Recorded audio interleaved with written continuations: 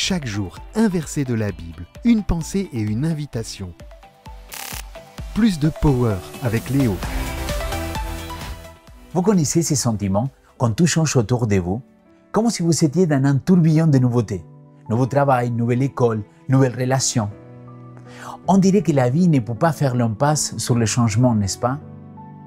En général, l'être humain n'aime pas trop quitter sa zone de confort, parce que le changement rime souvent avec l'inconnu.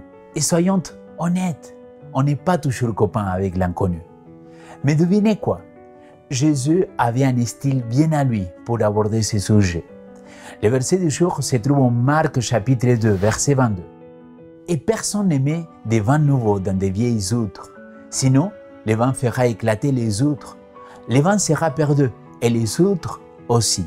Mais pour des vins nouveaux, il faut des outres neuves. Quand Jésus est venu sur terre, les religieux, les pharisiens étaient tellement coincés dans leur idée qu'ils ne pouvaient pas capter ce qu'il enseignait.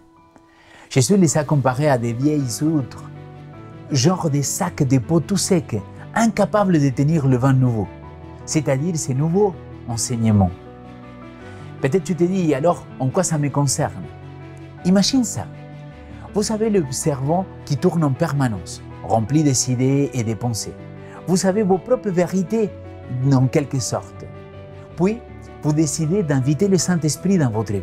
Et là, il commence à vous montrer que les choses ne sont peut-être pas tout à fait comme vous le pensiez.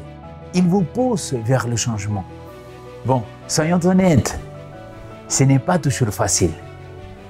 En tout cas, c'est à vous de décider si vous vouliez suivre le changement que l'Esprit vous propose ou rester sur les sentiers battus. Nous avons constamment besoin de remplir notre pensée de Christ, de la vider de l'égoïsme et du péché. Si vous videz votre esprit de toute vanité et de toute frivolité, l'espace libéré sera rempli avec ce que Dieu désire de vous donner, c'est-à-dire son Saint-Esprit. Alors, de bons trésors de cœur, vous direz des bonnes choses, des pensées précieuses. D'autres saisiront vos paroles et commenceront à glorifier Dieu. Votre esprit ne sera plus centré sur vous-même. Vous ne vous donnerez plus un spectacle, mais vos pensées et vos affections reposeront sur le Christ. Vous rayonnerez sur les autres de la lumière du soleil de justice qui aura brillé sur vous. Mon ami, as-tu pris un moment avec Dieu aujourd'hui?